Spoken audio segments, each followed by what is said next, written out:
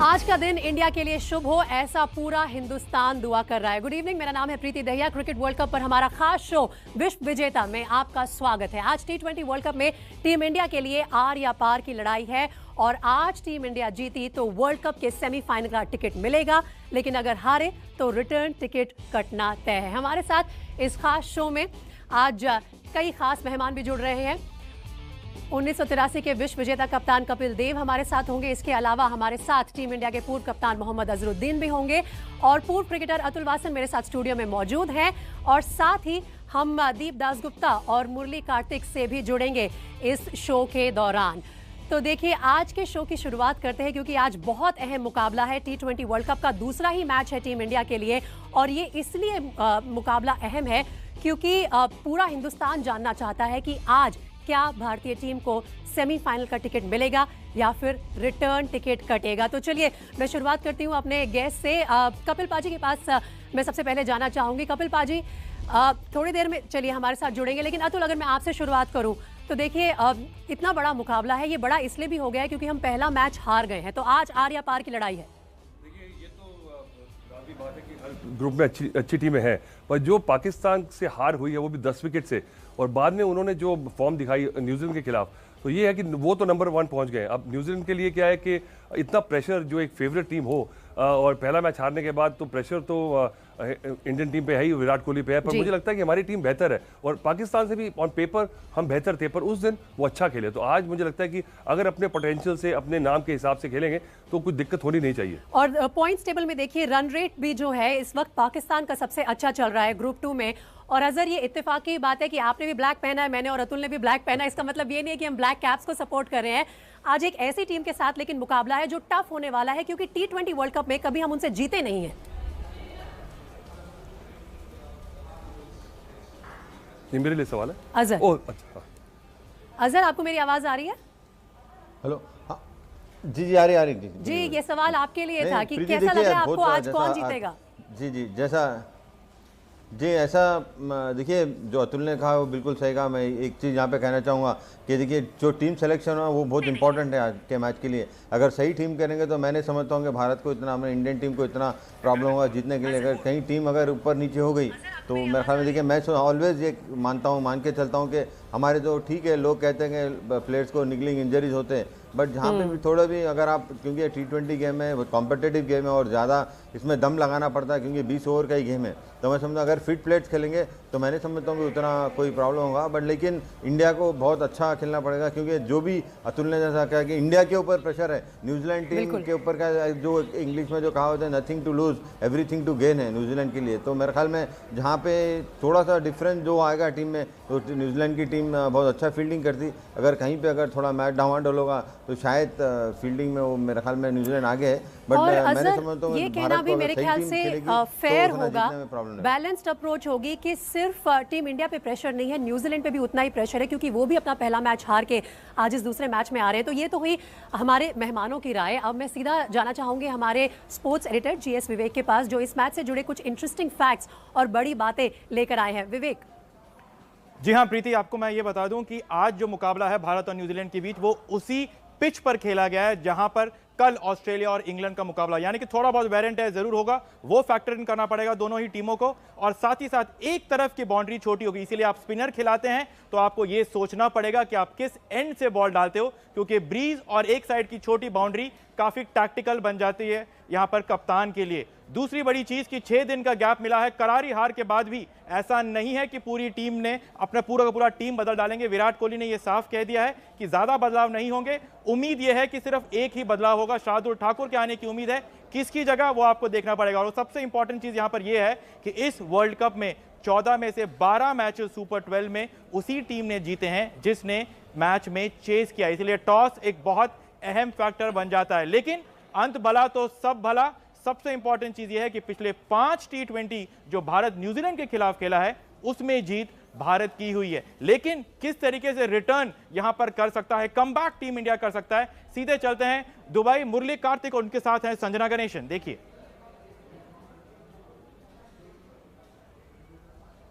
भारत के लिए T20 world cup का अपना पहला मैच हारना क्या ये बड़ी बात है? रिकवर करना क्या मुश्किल होगा? और आप विराट कोहली के साथ खेल चुके हैं, तो what is he probably telling the team? सबसे इम्पोर्टेंट चीज़ है कि ये टीम हमने देख लिया है हाल ही फिलहाल ही में कि जो हार के बाद जिस हिसाब से ये वापसी करते हैं ये अच्छी तरह से करते हैं। तो उस लिहाज से तो आपको कोई संदेह नहीं होना चाहिए कि ये वापस नहीं आएंगे। पर हाँ, जिस हिसाब से या जिस तरीके से वो हारे वो उनको ज़रूर चोट पहुंचाएगा, उनको चुभ रहा होगा। मेरा मानना है विराट कोहली जो अभी तक हमने देखा है और जो रवि शास्त्री और MS धोनी की जो टीम है उनको पता है कि नीचे से वापसी फाइट कैसे करना है। और सबसे इम्पॉर्टेंट चीज़ है कि ये टीम स्ट्रॉन्ग टीम है। तो अगर आप अपने जो प्रोसेसेस की जो ये हमेशा बात करते रहते हैं उन चीज़ों को आप हमेशा टिक बॉक्स करते रहेंगे तो मुझे लगता है ये वापस उसी हाइट्स पे पहुंच जाएगी जो हमें आदत पड़ चुकी है। पाकिस्तान से भी हार गए तो मुझे लगता है वो जो घाव है ना वो थोड़ा और गहरा होगा, और गहरा होगा तो दर्द होगा। दर्द होगा तो आप और चीखते चिल्लाते खेलेंगे तो मुझे लगता है बेहतर ही होने वाला है। टीम इंडिया को अपना कमबैक उस सेटबैक से ज्यादा स्ट्रांग रखना होगा। ये विराट कोहली भी जानते हैं, ये महेंद्र सिंह धोनी भी जानते हैं। लेकिन वहीं अगर न्यूजीलैंड की बात करें तो मैच से पहले न्यूजीलैंड की टीम माइंड गेम्स पर उतर आई है और उनके तेज गेंदबाज ट्रेंट बोल्ट भारत के टॉप ऑर्डर को खुली चुनौती दे रहे हैं। बोल्ट ने आज के मैच से पहले कहा, पाकिस्तान के लेफ्ट आर्म फास्ट बॉलर की तरह मैं भी इंडिया के टॉप ऑर्डर को टारगेट करूंगा। बोल्ट ने रोहित को T20 इंटरनेशनल में 2 बार आउट किया है, लेकिन एक मैच में उन्होंने 80 रन बनाए हैं। राहुल को बाएं हाथ के तेज गेंदबाजों ने 3 बार आउट किया है, लेकिन उन्होंने इन मैचों में एक अर्धशतक भी मारा है। तो माइंड गेम्स पर उतर आई है न्यूजीलैंड की टीम, लेकिन इनकी चुनौती को कैसे सामना करेगी इसका टीम इंडिया, ये जान लेते हैं हमारे 1983 विश्व विजेता कप्तान कपिल पाजी से, जो इस वक्त हमारे साथ शो में जुड़ रहे हैं। कपिल पाजी, बहुत बहुत स्वागत है आपका। और सबसे पहले मैं आपसे जानना चाहती हूं कि आज के मैच में आपकी क्या गट फीलिंग है, किस तरफ जा सकते हैं हम, क्योंकि ये बहुत high pressure game, high intensity game होने वाला है हमारे लिए। बिल्कुल, ये दोनों टीमों के लिए, क्योंकि उनको भी मालूम है कि अगर ये मैच हार गए उनकी भी वापसी होनी बहुत मुश्किल है, इसलिए दोनों टीमों के लिए। दूसरा, अभी चर्चा कर रहे थे कि हम 5 पिछले T20 में हारे हैं, ऐसे तो हमने 13 बार पाकिस्तान को भी हराया था। ये हार जीत तो चलती रहेगी, लेकिन किस तरह क्रिकेट खेलनी है उसके ऊपर ज़्यादा निर्भर करता है। इस समय चोटिल है, और जब कहते हैं ना, अगर शेर जख्मी हो जाता है तो बड़ी तेज़ी से प्रहार करता है। हम उम्मीद करते हैं, और शायद टीम भी इसी तरह सोच रही होगी। आसान नहीं होगा, आसान है कहना कौन जीतेगा, लेकिन वहाँ पर एक्चुअली मैच खेलना और जीतना काफ़ी मुश्किल है। अजहर, कपिल पाजी ने सही कहा कि जब शेर जख्मी हो जाता है तो और खूंखार हो जाता है। बहुत गहरा जख्म लगा है पहले मैच में, और 10 विकेट की वो करारी हार भूलने लायक नहीं है। आने वाले काफ़ी सारी हमारी जनरेशन याद रखेंगे कि पाकिस्तान के खिलाफ वो हार मिली थी। लेकिन इन कंडीशंस में फास्ट बॉलर्स का हमने देखा है कितना दबदबा रहा है और टीमों का। तो आज आप बताइए कि हमारा जो ओपनिंग बैट्समैन है, राहुल को ले लीजिए, रोहित को ले लीजिए, किस तरह की स्ट्रैटेजी के साथ आना चाहिए अजहर? नहीं, बिल्कुल, देखिए पॉजिटिव स्ट्रैटेजी के साथ आना चाहिए, क्योंकि अगर आप उमूमन देखा गया है तो जो लेफ्ट आर्म फास्ट बॉलर्स होते हैं वहाँ पे भारत के जो ओपनिंग बैट्समैन वहाँ पे काफ़ी स्ट्रगल हुआ है उनको। ऐसा नहीं कि आप कह रहे थे कि पिछले मैचों में स्कोर किया, ठीक है। देखिए, आप पिछले मैचों के बारे में आप सोच के ये मैच नहीं खेल सकते, क्योंकि ये एक अलग नया फ्रेश मैच है। कब आप जो, जैसा कि पाकिस्तान की हार के बारे में भी आप बता रहे कि 10 विकेट से हार गए, ठीक है। अभी हम पास्ट को हम रिकवर नहीं कर सकते, हम आगे कैसे खेलना है, आगे कैसे आप बढ़ना है, वो हम सोचे, वो बहुत इंपॉर्टेंट है मेरे लिए। और मैं समझता हूँ कि भारत की टीम, मैं फिर से कह रहा हूँ कि अगर सही टीम उतारेगी तो मेरे ख्याल में जीत होगी इंशाल्लाह। क्योंकि कहना यहाँ से बहुत, जैसा पाजी ने कहा, मुश्किल है, बट लेकिन हमको पॉजिटिव अप्रोच होना चाहिए। बैट्समैन को एकदम पॉजिटिव खेलना चाहिए, क्योंकि लेफ्ट आर्म बॉल, कुकाबुरा जो बॉल है वो 2-3 ओवर तो पहले ज़रूर स्विंग होता है। अगर वहाँ पे अगर हम स्विंग को बचा लें और थोड़ा सा अच्छा स्टडी बैटिंग करें तो फिर बाद में रन बनाना बहुत आसान होता है। Steady batting. और कपिल पाजी, ये एक बहुत इंपॉर्टेंट बात है जो मैं बार बार रिपीट करना चाहती हूँ कि एक मैच हारने का मतलब ये नहीं है कि हमारे बल्लेबाज खराब हैं। आप KL राहुल के रिकॉर्ड पर नजर डालिए, रोहित शर्मा हो, विराट कोहली हो, जितने भी हमारे बैटिंग लाइनअप में हैं बल्लेबाज, सब बेहतरीन है। तो क्या स्ट्रैटेजी पाजी ये बेटर है कि आप पहले के जो वो 6 ओवर हैं, जो फास्ट बॉलर्स आकर अपना कमाल दिखा रहे हैं, उन्हें किसी तरह से निकाल लीजिए और फिर आप एक बड़े टारगेट की तरफ बढ़ रहे हैं? देखिए, मेरे हिसाब से अगर पहले 18 गेंदों के ऊपर भी गौर किया जाए।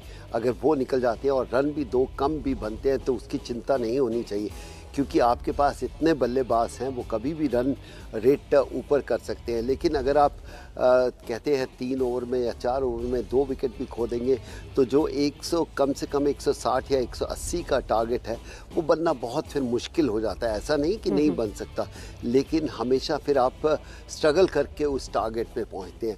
पहले 3 ओवर अगर रन नहीं भी आते, आप अपने आप को बचाइए और रिदम में लाइए। रिदम आएगा तो उसका प्रभाव बहुत बेहतर पड़ेगा। उन्हीं पहले 3 से 4 ओवर्स में न्यूजीलैंड के फास्ट बॉलर्स अपना कमाल दिखाना चाहेंगे। मैं एक बार रुक करना चाहती हूँ पूर्व क्रिकेटर दीपदास गुप्ता का, जो दुबई में मौजूद हैं, और दीपदास गुप्ता ट्रेंट बोल्ट को बेहतर तरीके से कैसे खेला जा सकता है, इसके बारे में हमारे टॉप ऑर्डर बल्लेबाज कैसे प्रैक्टिस करें उसके बारे में चर्चा कर रहे हैं। Trent Boult versus Indian top order. Indian top order का अगर आप आंकड़े देख ले लेफ्ट आर्म सीमर्स के अगेंस्ट, खासकर जो ऐसे सीमर जो स्विंग करा सकते हैं, तो वो अच्छे नहीं हैं। और ट्रेंट बोल्ट इस वक्त one of the top wide ball bowlers हैं विश्व में। लेफ्ट आर्म स्पेस तो डालते हैं लेकिन स्विंग भी करा सकते हैं, तो आप कैसे उसको काउंटर करेंगे। पहले मैच में हमने देखा शुरू में ही शाहीन अफरीदी ने वो 2 विकेट निकाल के केएल और रोहित का मैच काफ़ी हद तक वहाँ पे अपने तरफ कर लिया था। अब क्या रणनीति हो सकती है बल्लेबाजों के लिए? देखिए, कोई भी बल्लेबाज हो राइट हैंड जिसके against left arm seamer swing जो करा सकता है वो वापस अंदर की तरफ, मुश्किल होता है खेलना। तो आप कैसे काउंटर कर सकते हैं? एक कि थोड़ा सा वॉचफुल हो। ऑब्वियसली पहले 6 ओवर है, आपको थोड़ा खुल के खेलना पड़ता है। फियरलेस क्रिकेट की हम बात करते हैं, लेकिन फियरलेस क्रिकेट खेल के साथ साथ आप केयरफुल भी हो सकते हैं। तो जनरली क्या करते हैं बल्लेबाज, थोड़ा सा ज़्यादा ओपन हो जाता है, क्योंकि मसला ये हो जाता है कि सामने वाला पैर अगर अक्रॉस चले जाए तो फिर बैट नहीं आता, तो लेग बिफोर होने के चांसेस हैं। तो आप क्या करते हैं, थोड़ा सा ओपन होके खोलते हैं, जो चेस्ट है वो बॉलर की तरफ थोड़ा सा और खुल जाता है, ऐसे ओपन हो जाता है ताकि सामने वाला पैर अक्रॉस ना जाए। और एक कुछ बल्लेबाज करते हैं कि जो पैर ऐसे रखते हैं, थोड़ा सा खोल के रखते हैं ताकि विकेट टू विकेट पैर आगे निकले। तो ये एक विकल्प है। दूसरा एक और विकल्प है कि आप कोशिश ये करें जो बॉल इन स्विंग हो रही है उसके लिए खेलें, क्योंकि स्विंग 2 ही ओवर होने वाले हैं। ऐसा नहीं कि 6-7 ओवर होंगे, 2 ओवर ज़्यादा से ज़्यादा स्विंग होंगे। तो पहले जो ओवर होंगे ट्रेंट बोल्ट के, इन स्विंग बॉल के लिए खेले। वहीं से अगर सीधा निकल जाए टू बैड, अगर बहुत अच्छा बॉल हो तो कुछ कर नहीं सकते, लेकिन कोशिश ये हो कि जो इन अंदर की तरफ आए उसके लिए ज़्यादा ध्यान दे, ज़्यादा कवर ड्राइव मारने की कोशिश ना करें पहले 1-2 ओवर। तो ये 2 विकल्प हैं जो बल्लेबाज अमूमन लेते हैं। एक, सामने वाला पैर अक्रॉस ना जाए तो ओपन होके खड़े हो जाएं या पैर खोल के खड़े हो जाएं, और इन स्विंग के लिए खेले, आउट स्विंग के लिए नहीं। थोड़ा ध्यान ज़्यादा सीम पे भी अगर आप दें तो कभी कभार जो है अच्छा सीम दिख जाता है कि शेप होते हुए। तो दीपदास गुप्ता ने हमें ये सारी टेक्निकल बातें समझा दी, लेकिन मैं अतुल वासन के पास जाना चाहती हूँ। अतुल, एक आम क्रिकेट लवर आज क्या जानना चाहता है कि क्या ट्रेंट बोल्ट, शाहीन शाह अफरीदी जितने डेंजरस हैं, उन्हें क्या कहेंगे? देखिए, बिल्कुल है, क्योंकि ज़्यादा एक्सपीरियंस है उनके पास और उनके पास पेस के साथ स्विंग है।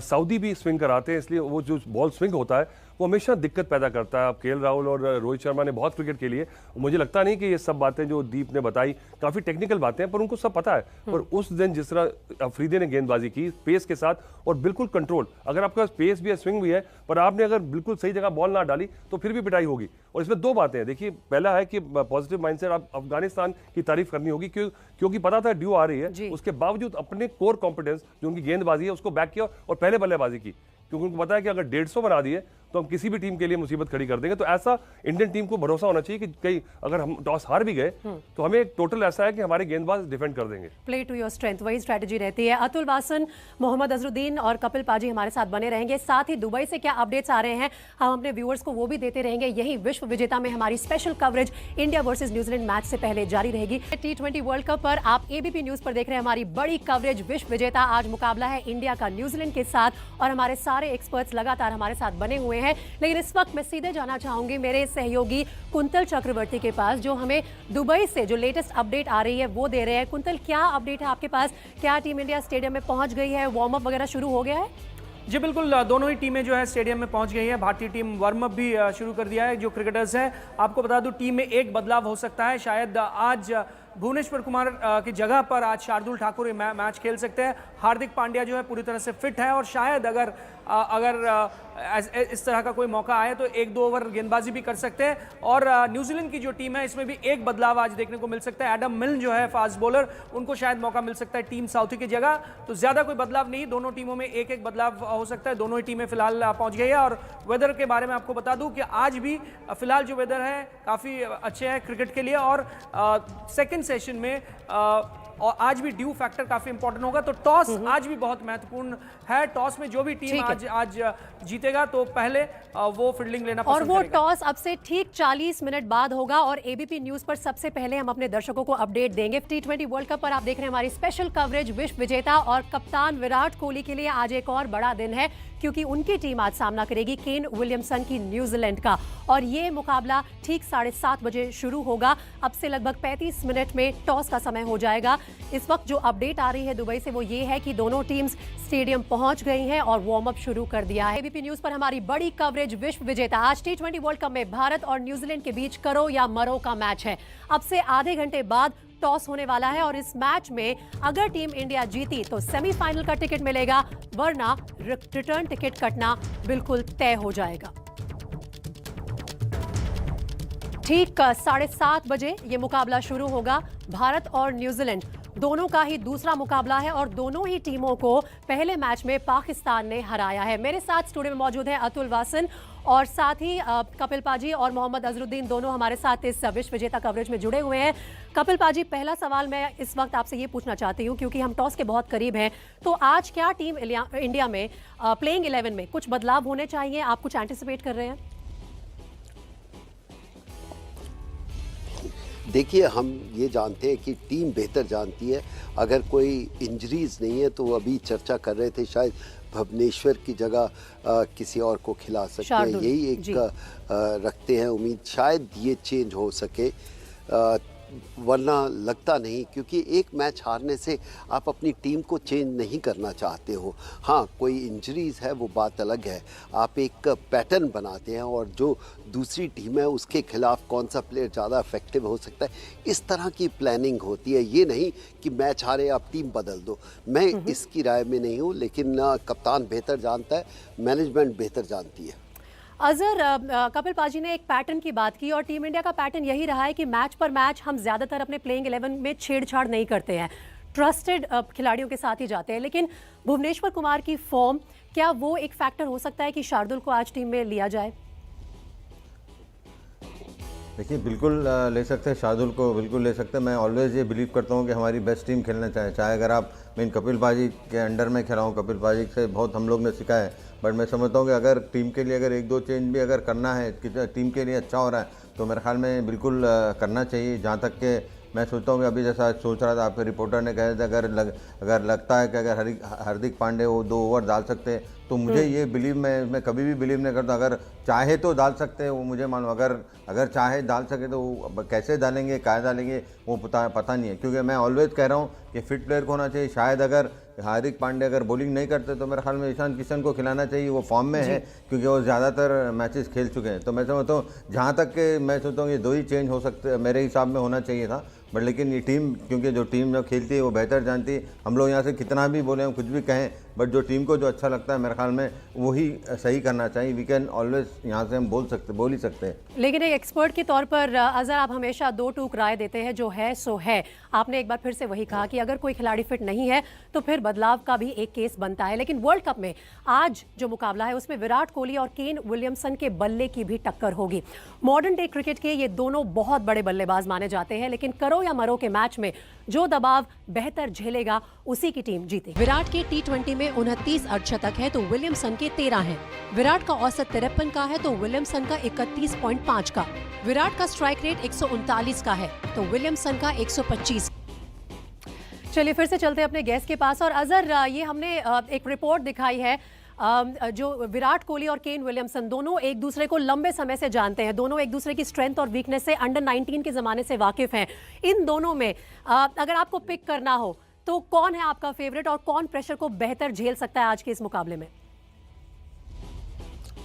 आई थिंक दोनों भी बहुत बड़े प्लेयर है कि इतना आसान नहीं है कि कौन प्रेशर को अच्छा झेल सकता है, कौन अच्छा नहीं झेल सकता। वो दोनों भी बहुत बड़े प्लेयर है। तो मैं समझता हूँ कि यहाँ पे थोड़ा सा मेरे ख्याल में विराट कोहली को एज है क्योंकि मैं समझता हूं कि विराट कोहली जब भी बड़े बड़े मैचेस हुए वहाँ पे उन्होंने अच्छा परफॉर्म किया है। ऐसा नहीं कि विलियमसन ने नहीं किया है, बट लेकिन अगर आप देखेंगे तो यहाँ पल्ला मेरे ख्याल में विराट कोहली का थोड़ा ऊपर है।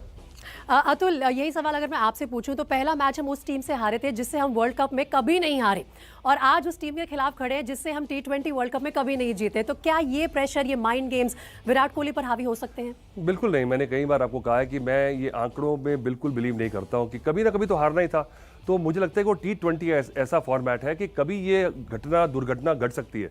तो इसलिए मुझे लगता है कि जब आप बहुत बढ़िया टीम भी हो ना, तब भी आपको पता है कि अगर दूसरी टीम के 2 अच्छे खिलाड़ी हैं और उनका वो 4-5 ओवर का स्पेल आ गया तो मैच एक तरफा हो जाएगा। इसलिए मुझे लगता है कि टीम सिलेक्शन पे आपने बात की थी, उस पर मैं कहना चाह रहा था कि अगर आप एक मैच हारने के बाद ज़्यादा चेंजेस करेंगे तो आप दिखाएंगे कि आपने जो तैयारी की है वो बेमानी है, आप श्योर नहीं है अपनी टीम को लेके। इसलिए मुझे लगता है कि 2 चेंजेस क्या ज़्यादा चेंजेस में काउंट होते हैं? बिल्कुल, क्योंकि देखिए अगर कोई इंजरी नहीं है तो आपने बिल्कुल अपनी स्ट्रैटेजी जो है एक हार के बाद बदल दी, ऐसा हो नहीं सकता। आपने खिलाड़ी सिलेक्ट किए हैं, आपने उनको बैक किया है और अंत में आके आपने मैच से पहले एक खराब परफॉर्मेंस से आप ड्रॉप नहीं कर सकते। बैट्समैन अगर KL राहुल और रोहित शर्मा आउट हो गए तो आप उनको निकालेंगे नहीं, तो ऐसा गेंदबाज के साथ भी नहीं होना चाहिए। और आप बार बार अपने फैंस को भी निराश नहीं कर सकते। दुबई से देखिए ये तस्वीरें आ रही हैं, फैंस पहुंच गए हैं स्टेडियम के बाहर, टीम्स अंदर है, उनका वार्म अप शुरू हो चुका है, थोड़ी ही देर में टॉस भी होने वाला है। वी वांट वर्ल्ड कप, जी हाँ, इसी के नारे लग रहे हैं लगातार। लेकिन इस मैच से जुड़ी कुछ और बड़ी बातें हैं, उन सब के बारे में बात करने के लिए एक बार फिर से चलते हैं हमारे स्पोर्ट्स एडिटर GS विवेक के पास। विवेक, क्या खास बातें इस मैच से जुड़ी हुई? प्रीति, क्योंकि लगातार बातें यहाँ पर हो रही है कि किस तरीके के टीम कॉम्बिनेशन या टीम यहाँ पर उतरना चाहिए, कुछ आंकड़े हैं जो मुझे सबके सामने रखने हैं, और वो ये है कि वर्ल्ड कप में सुपर 12 में अभी तक एक भी टीम ने 200 प्लस का स्कोर नहीं किया है। औसतन दुबई के पिच में जहां पर आज मुकाबला हो रहा है वहां पर 140 से 160 रन ही बनते हैं टीम के। और सबसे इंपॉर्टेंट बात यहां पर यह है कि दुबई में इस साल T20 में 18 में से 14 बार उस टीम ने मैच जीता है जिसने चेस किया है। और सबसे अहम चीज यहां पर एक चीज और बता दूं कि विराट कोहली का टॉस जीतने का रिकॉर्ड अच्छा नहीं है। 60% जो रिकॉर्ड है विराट कोहली का वो है कि वो टॉस हारते हैं। तो कुछ अहम चीजें हैं यहां पर फैक्टर करनी पड़ेगी, और सबसे इंपॉर्टेंट चीज यहां पर यह है कि क्या टीम इंडिया पहले बैटिंग करके बड़ा स्कोर बना सकती है, क्योंकि जैसे ही बड़ा स्कोर बनता है टीम इंडिया के चांसेस और ज्यादा बढ़ जाते हैं। प्रीति जी बिल्कुल, लेकिन विवेक, मैं इसमें कुछ खुशखबरी ढूंढ रही थी अपने टीम इंडिया के फैंस के लिए, वो तो मिली नहीं। कपिल पाजी, क्या इन मुकाबलों में कहीं ना कहीं ये जो आंकड़े हमें विवेक ने अभी बताए उनमें ये बात सामने आती है कि टॉस फैक्टर जो है वो बहुत ज्यादा अहम हो गया है? क्या ये एक मैच को बैलेंस बनाता है? देखिए, आप मैच जीतना है या टूर्नामेंट जीतना है तो ये टॉस हारे या जीते उस पर ज़्यादा गौर नहीं करना चाहिए। आपको किस तरह मैच जीतना है उसके ऊपर ज़्यादा होना चाहिए। हाँ, एक एडवांटेज मिल जाता है टॉस जीतने का, पर ये नहीं कि अगर टॉस हार गए तो आप अपने हाथ छोड़ दो और खोल के रख दो कि हम तो अब जीत नहीं सकते। आपका थॉट प्रोसेस बहुत इंपॉर्टेंट है। अगर थॉट प्रोसेस क्लियर है तो फिर टॉस जीतो या हारो उस पर ज़्यादा गौर नहीं करना चाहिए। टीम को भी नहीं सोचना चाहिए कि हम टॉस हार गए अब क्या होगा। नहीं, टॉस हारो या जीतो, मैच जीतना है, इस तरह की सोच लेके अंदर जाना चाहिए। अजहर, यही सवाल लेकर आपके पास आना चाहती हूँ, जो कि अभी हमने अपने दर्शकों को आंकड़ा बताया कि 18 में से 14 बार वो टीम जीती है जिसने टारगेट को चेज किया है, और स्कोर कहीं भी 140 से 140 से 160 के बीच में रहा है। तो ऐसे में टीम इंडिया अगर टॉस जीती है तो आज फैसला लेना आसान होगा अगर इसी पैटर्न को फॉलो किया जाए तो? मैं देखिए, मैं उम्मीद करता हूं कि अगर इंडिया अगर खुदा ना खास्ता अगर टॉस हारती, अगर बैटिंग करती, तो उम्मीद करता हूं कि ये जो 160 140 से मेरे ख्याल में 200 के करीब स्कोर करे, 190 तक जाए, ये मेरी ख्वाहिश है। बट लेकिन जहां तक के मैं सोचता हूँ अगर टॉस जीतेगी भारत तो डेफिनेटली फील्डिंग करेगी, क्योंकि ड्यू फैक्टर आता है। क्योंकि जैसा कि आपने कहा कि 18 मैचेस में 14 मैच खाली जो पहले जो बॉलिंग किया उन्होंने जीता है, तो मैं समझता हूँ कि ये आंकड़े अगर ब्रेक, जैसा कि पाजी ने कहा कि अगर टॉस जीत गए, हारने से मेरे ख्याल में उतना कुछ फ़र्क नहीं पड़ना चाहिए, क्योंकि आपका जो एटीट्यूड होना चाहिए वो मैच जीतने का एटीट्यूड होना चाहिए। तो क्योंकि अगर जैसा ने कहा कि पाजी कि अगर आप टॉस जीतेंगे तो इसका मतलब ये नहीं कि आप मैच हार जाएंगे, क्योंकि ऐसा कुछ होता ही नहीं, ऐसा कोई रूल है ही नहीं कि अगर टॉस आप जीतेंगे तो हारेंगे तो मैच हारेंगे। बट ऐसा कुछ भी नहीं है। हमको पॉजिटिव एटीट्यूड से खेलना चाहिए, हमको मैच जीतने के लिए खेलना चाहिए, और हमको कोई नेगेटिव प्रोसेस या नेगेटिव थॉट्स हमारे दिमाग में आना चाहिए जी, कि जब अगर आप कप्तान मैच मैदान खेलने में जा जाते रहे हैं तो हैं पॉजिटिव है कि तो आप अजहर वो मैच जीतना चाहिए। मेरे ख्याल से इस एटीट्यूड से नहीं जाते कि ये टॉस जीत जाए, वो जाते हैं कि ये मैच हमें अपनी कंट्री के लिए जीतना है। तो हमारे सारे एक्सपर्ट्स हमारे साथ बने रहेंगे और टीम इंडिया का अब से कुछ ही देर में मुकाबला होने वाला है न्यूजीलैंड के खिलाफ। ये उनका वर्ल्ड कप का दूसरा मैच है और अब सीधा आपको लिए चलते हैं मेरे सहयोगी कुंतल चक्रवर्ती के पास, जो हमें लेटेस्ट अपडेट दे रहे हैं। दुबई से क्या अपडेट आ रही है कुंतल, क्या बता सकते हैं आप दोनों टीम से रिलेटेड? देखिए, अपडेट यही है कि शायद भारतीय टीम में एक नहीं 2 बदलाव आज देखने को मिल सकता है। एक है शार्दुल ठाकुर, जिनको शायद मौका मिलेगा भुवनेश्वर कुमार की जगह पर, और दूसरा चेंज ये हो सकता है कि ईशान किशन जो है वो उनको शायद मौका मिलेगा और सूर्य कुमार यादव की जगह। प्रैक्टिस देखकर ऐसा ही लग रहा है। प्रैक्टिस अगर कोई इंडिकेशन है मैच से पहले तो यही लग रहा है कि 2 बदलाव हो सकता है भारतीय टीम में। और न्यूजीलैंड की जो प्रैक्टिस है वो देखकर ऐसा लग रहा है कि न्यूजीलैंड टीम आज 3 फास्ट बॉलर के साथ इस मैच में जा सकती है।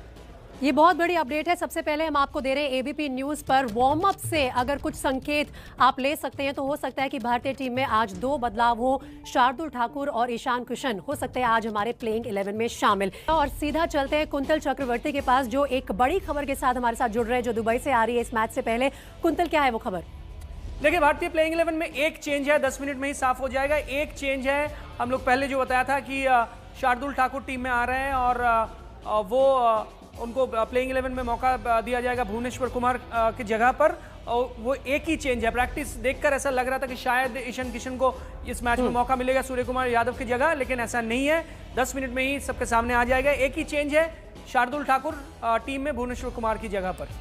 ठीक है, तो टीम इंडिया के प्लेइंग 11 में आज ये बदलाव हो सकता है और कुछ ही देर में कंफर्मेशन भी आ जाएगी। सबसे पहले हम एबीपी न्यूज पर आपको बता रहे हैं कि शार्दुल ठाकुर आज हो सकते हैं भुवनेश्वर कुमार की जगह इस टीम में। अजहर, आपसे इस पर एक कमेंट लेना चाहूंगी, इस बदलाव के बारे में आपकी क्या राय है? और हो सकता है कि हार्दिक पांड्या भी आज बॉलिंग करे क्योंकि वो अपने वार्म अप में नजर आए बॉलिंग करते हुए।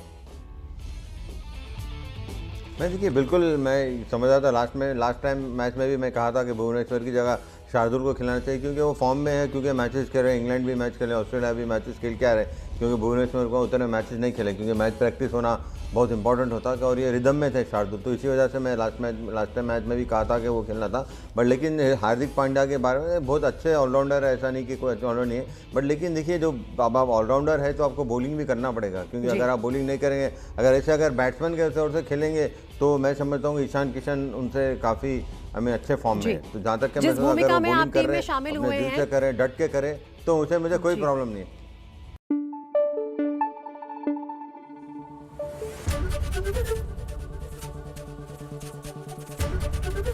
एबीपी न्यूज आपको रखे आगे।